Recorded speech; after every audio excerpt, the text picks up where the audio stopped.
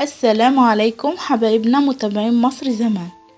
معانا مجموعة من الصور مش قديمة ولا حاجة ولا من مصر أيام زمان، لكن ده سيشن صور جديدة متصورة في الفترة اللي عدت أو ممكن تكون من سنة 2017.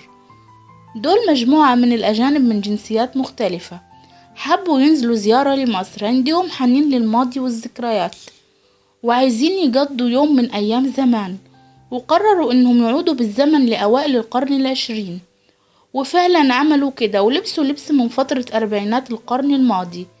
ممكن يكون اللبس ده من زمان محتفظين بيه من أيام أهاليهم، أو ممكن يكون متفصل جديد. ونزلوا مصر وسافروا الأقصر وأسوان في أرقى وأغلى وأقدم أماكن سياحية.